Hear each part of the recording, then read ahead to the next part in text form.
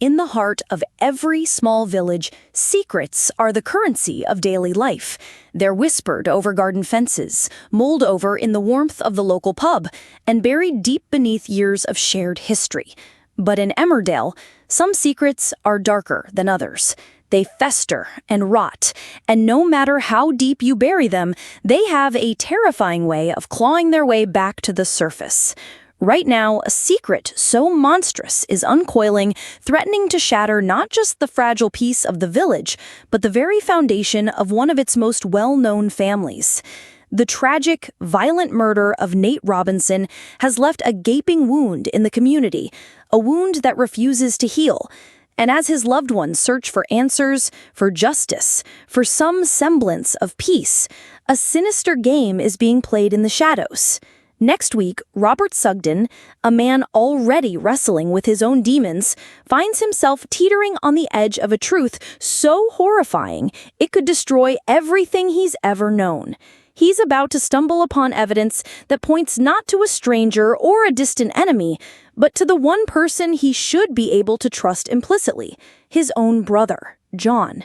The question is no longer just who killed Nate, but has John orchestrated the ultimate deception, framing an innocent man to cover the blood on his own hands? Let's be honest, we've all seen John squirm before. He's a master of deflection, a Houdini of tight spots. Every single time it feels like the walls are closing in, like the net is finally tightening around him for good, he manages to wriggle his way out, leaving confusion and misdirection in his wake. He's been walking a tightrope ever since that fatal, accidental confrontation with Nate, and the mask of the concerned brother is beginning to slip. His latest desperate gambit to pin the crime on someone else is his most audacious yet.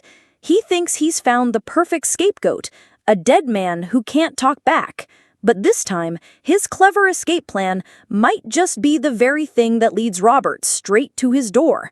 There's a gut-wrenching, palpable fear that John could finally be caught, and you can bet no one will feel a more righteous, albeit painful, sense of victory than Robert. That is, of course, if he can expose the truth before he becomes John's next victim. The whole twisted saga begins to unravel when a ghost from Robert's recent past reappears. Remember Owen? The sleazy, predatory individual who tried to spike Robert's drink, a man whose very presence makes your skin crawl. In a cruel twist of fate, he stumbles back into their lives, not at a bar, but at the local doctor's surgery. It turns out he's a patient of Dr. Liam Kavanagh's looking to renew a prescription. The second John lays eyes on him, a chilling opportunity presents itself. Recognizing the man who threatened his brother, John's reaction is swift and severe. He throws Owen out. To an outsider like Liam, it might look like protective brotherly instinct, but for John, it's the first move in a deadly game of chess. The situation escalates quickly. Later, Liam receives a request for a home visit from an unwell Owen. Concerned, he calls round but gets no answer. The silence is unnerving. A second visit yields the same result, a house shrouded in an eerie quiet. His medical instinct screaming that something is terribly wrong, he does the only thing he can. He calls the police. The sight that awaits them after forcing entry is a grim one. Owen is dead, and on his laptop, glowing in the dim light of the room, is something that will send shockwaves through the entire village. A suicide note. But it's more than that. It's a confession. Liam is utterly floored. Our source close to the drama reveals. He sees this note where Owen confesses to everything, to having a violent altercation with Nate, to causing his accidental death. On the surface, it's a tragic end to a tragic story.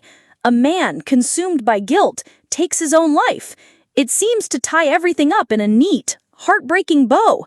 But Liam has no idea that the words on that screen are a complete fabrication. A cold, calculated lie written by John himself, designed to lead the police, the village, and his own family away from the awful truth. The confession is a fake, but it begs a far more sinister question. Was Owen's death also part of John's plan? Did he silence his perfect scapegoat to ensure his story would never be questioned? As news of Owen's death and his supposed confession spreads like wildfire, a complicated mix of relief and disbelief settles over Emmerdale. For Nate's grieving family, it's a bombshell. The police share the details from the note, painting a picture of a fight gone wrong. For Robert, however, the news is a tangled mess of emotions. On one hand, he's profoundly relieved. The man who drugged him, who could have done so much worse, is gone. He escaped that encounter with his life, and now that threat has been permanently neutralized. But as the initial shock subsides, a nagging, persistent doubt begins to creep in. Robert isn't a fool. He knows the world, and especially the world of Emmerdale, doesn't work in neat coincidences. The man who tried to victimize him just happens to be the same man who murdered a beloved local, and it all unravels just days after John saved him from that doomed date. It all feels a little too convenient, a little too perfect. A small, suspicious voice in the back of his mind begins to wonder, what role did his brother really play in all of this? Driven by this gut feeling he can't shake, Robert heads to the surgery, determined to dig deeper. He needs to understand Owen, to understand how this all fits together. It's there that he gets the first piece of the puzzle, a seemingly innocent comment from Claudette that changes everything. She lets it slip that when the call for Owen's home visit first came in, it was John who initially responded. The blood in Robert's veins turns to ice. John was there. John was near Owen just before he was found dead. Suddenly, it's all clicking into place. The strange timing, his brother's odd behavior, the convenient confession. Robert's suspicion hardens into a terrifying theory. He realizes he can't trust the story everyone is being sold. Smelling a rat, a very familiar one, Robert launches his own investigation. He starts digging into Owen's background, and what he finds is the key that unlocks the entire conspiracy. He tracks down Owen's brother, Steve, who provides the one thing John never counted on, an alibi. A rock-solid, verifiable alibi for Owen on the day Nate was killed. That's it, the final, damning piece of evidence. Owen couldn't have killed Nate. The confession is a lie. The whole story is a lie. And if Owen didn't do it, Robert is left with one sickening, unavoidable conclusion. With the weight of this catastrophic truth on his shoulders, a resolute Robert turns and heads straight for the police station. He's no longer just a grieving friend. He's a man on a mission, armed with information that will blow this case wide open. But this isn't a simple act of civic duty. He is about to walk in and potentially send his own brother to prison for life. He holds a match, and John has built a powder keg of lies. The stage is set for a confrontation that will tear the Sugden family apart forever and scar the village in ways no one can imagine.